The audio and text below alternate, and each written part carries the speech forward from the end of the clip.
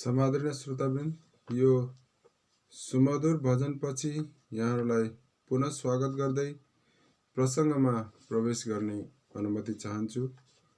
ओम अज्ञानतिमिरान्धस्य ज्ञानाञ्जनशलाकया चक्षुरुन्मिलितं येन तस्मै श्रीगुरवे नमः। श्रीचैतन्यमनोभीष्टं स्थापितं येन भूतले स्वयं रूपः कदा मह्यं ददाति स्वपदान्तिकम्। वन्देऽहं श्रीगुरौ श्रीयुतपदकमलं श्रीगुरून् वैष्णवांश्च श्रीरूपं साग्रजातं सहगणरघुनाथान्वितं तं सजीवं साद्वैतं सावधूतं परिजनसहितं कृष्णचैतन्यदेवं श्रीराधा कृष्णपादान् सहगणललिता श्रीविशाखान्वितांश्च। समादरणीय श्रोतावृन्द, यहाँहरू समक्ष आज हामीले यो दामोदर अष्टकम, सुन्दर दामोदर अष्टकम जति समय मिल्छ हामीले अलिकति सुनाउने प्रयास गर्यौं। यो हजुरहरूले खोजी गरेर श्रवण गर्न सक्नुहुन्छ। त यो दामोदर अष्टकमलाई यदि हामीले ध्यानपूर्वक बुझ्ने प्रयास गर्यौं भने भगवानको स्वरूपको पनि यसले वर्णन गरेको छ। मैले विगतका केही दिनदेखि यहाँहरू समक्ष यही दामोदर अष्टकमको सेरोफेरोमा हजुरहरूलाई केही सुनाउने प्रयास र बुझाउने प्रयास गरिरहेको छु। त यो पद्म पुराणमा श्री सत्यव्रत मुनिले गायन गर्नुभएको हो र यसमा उहाँले एकदम सुन्दर ढङ्गले वर्णन गरिराख्नु भएको छ। अब यहाँ हजुरहरूलाई लाग्न सक्छ कि भगवान या ईश्वरको स्वरूप छ कि छैन। कसैले भन्छ हैन, ईश्वरको स्वरूप छैन, ऊ केवल ज्योति स्वरूप हो, एउटा बिन्दु हो भन्ने पनि छ। र कसैले भन्छ हैन, भगवानको स्वरूप छ। कोही त फेरि भगवानै छैन भन्ने पनि छन्। त त्यसमा भगवानको स्वरूप छ कि छैन भन्ने विषयमा पनि यहाँनिर हामी प्रथम श्लोकको प्रथम लाइनमै बुझ्न सक्छौं। के भनिएको छ? नमामीश्वरं सच्चिदानन्दरूपं लसत्कुण्डलं गोकुले व्राजमानम्। यहाँ भन्यो नमामीश्वरम, हे ईश्वर तपाईलाई मेरो नमस्कार छ। त कस्तो हुनुहुन्छ भन्दा उहाँको रूप छ कि छैन भन्ने कुरामा आयो। सच्चिदानन्द रूपम, सच्चित आनन्द, भगवानको रूप कस्तो छ? सत चित आनन्दमय। त यस्तो रूप छ भगवानको। सत भनेको शाश्वत, चित भनेको ज्ञानमय, आनन्द भनेको आनन्दमय। भगवानको स्वरूप यस्तो छ। हाम्रो स्वरूप कस्तो छ भन्दाखेरि असत, अचित र निरानन्दमय शरीर छ हाम्रो। असत, हाम्रो शरीर सधैँ रहँदैन, असत यो स्थायी छैन। अनि अचित, पूर्ण ज्ञान छैन हामीले यो शरीरबाट कुनै पनि ज्ञान हामीले पाउन सक्दैनौं। र निरानन्द, कुनै आनन्द हामीलाई स्थायी आनन्द प्राप्त हुँदैन यो शरीरमा। त यस्तो शरीर छ भने भगवानको स्वरूप चाहिँ कस्तो छ त भन्दा सत चित आनन्दमय छ र यस्तो रूप छ। अनि के भनिएको छ? लसत कुण्डलम गोकुले व्राजमान। गोकुलमा तपाईँ भ्रमण गरिराख्नु भएको छ। भ्रमण गर्ने क्रममा के भइरहेछ भन्दा लसत कुण्डलम, तपाईको कानमा जो कुण्डल छ त्यो लट्किरहेछ, हल्लिरहेको छ। यस्तो स्वरूप छ भगवानको, दिव्य स्वरूप। त्यो झाँकीको यहाँनिर गान गरिराख्नु भएको छ सत्यव्रत मुनिले। त यशोदा भियोलु खला धाव मानव, यो आज मैले हजुरहरूलाई अलिकति डिटेलमा बताउन खोजेको समय रहेसम्म। यशोदा, मैया यशोदाको भयले, भियो भनेको छ यहाँ, यशोदा भियो खलो धाव मानव। त यशोदा माताको भयले गर्दाखेरि, किनकि हातमा छडी लिएर उहाँले दण्ड दिन खोजिराख्नु भएको छ। जो चाहिँ कसलाई दण्ड दिइराख्नु भएको छ, खोज्नु भइरहेको छ भन्दाखेरि दण्ड दिने प्रयास कसलाई गर्दै हुनुहुन्छ? जो आफ्नो पुत्रको रूपमा आएको, जो सच्चिदानन्दमय भगवान हुनुहुन्छ,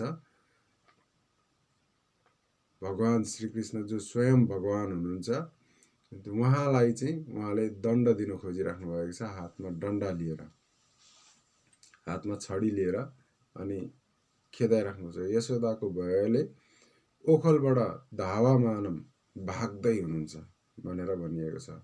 परामृष्टम अत्यन्त ततो द्रुत्य गोप्य, त उहाँ एकदम द्रुत गतिमा कुदिराख्नु भएको छ, भागिराख्नु भएको छ। तर के छ, गोप्य, हाम्रो गोपी मध्ये पर्नुहुन्छ तपाईहरुले, गोपिनी भनेर बुझ्नुहुन्छ होला।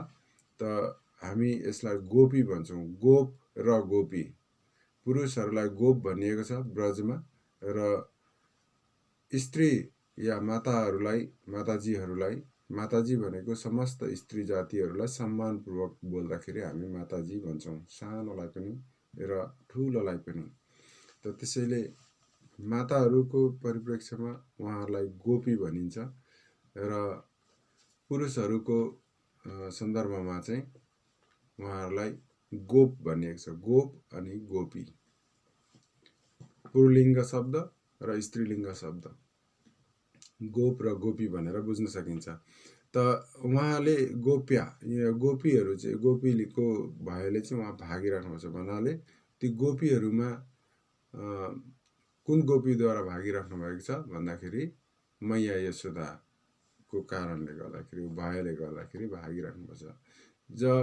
यहाँ के बुझ्न सकिन्छ भन्दाखेरि धेरै यस्तो यस्तो फिल्टर पोइन्ट राखिएको हुन्छ शास्त्रहरूमा कि कसैलाई पनि यस्तो शंका आउन सक्छ कि जसको दर्शनले स्वयं भय चाहिँ भयभीत हुन्छ हैन, स्वयं काल पनि भयभीत हुन्छ, उसको अगाडि जान सक्दैन भने त्यस्तो व्यक्ति आज एउटा साधारण गोपीको हातमा लठी देखेर भागिराख्नु भएको छ। त्यो पनि भयभीत भएर, यहाँ त वर्णन आयो नि, भयभीत भएर भागिराख्नु भएको छ। त त्यो कुराहरू हामीले बुझ्नु पर्दछ कि यहाँ भगवानले आफ्नो शुद्ध भक्तसँग लीला गरिरहनु भएको छ। मैया यशोदा कि यशोदा नन्द महाराज, उहाँहरू पूर्व जीवनमा धेरै कठोर तपस्या गर्नुभएको थियो भगवत प्राप्तिको लागि। भगवानलाई, भगवानको बाल रूप मेरो काखमा रहोस् र बाल लीला मेरो इर्द गिर्द होस्, मेरो चाहिँ निगरानीमा होस् भनेर उहाँहरूले तपस्या गर्नुभएको थियो। त्यसैले भगवानले उहाँहरूको साथमा आएर त्यो लीला गरिरहनु भएको छ। त यहाँ यसरी वर्णन गरियो कि भगवानको सच्चिदानन्द रूप छ।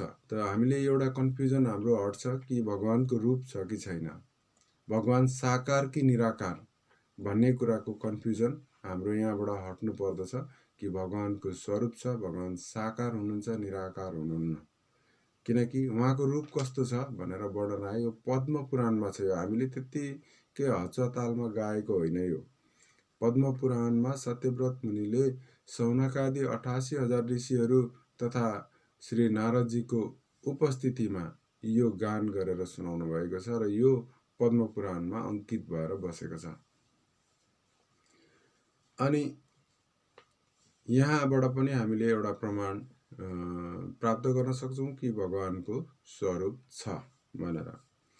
त अनि भगवानले यहाँ लीला गरेर आनन्द दिँदै हुनुहुन्छ। रुदन्तम मुहुर्नेत्रम युग्मम मृजन्तम, उहाँले कराम्भोज युग्मेन सातंक नेत्रम मुहुश्वास कम्पा त्रिरेखांक कण्ठ स्थित ग्रैवम दामोदरम भक्तिवदम।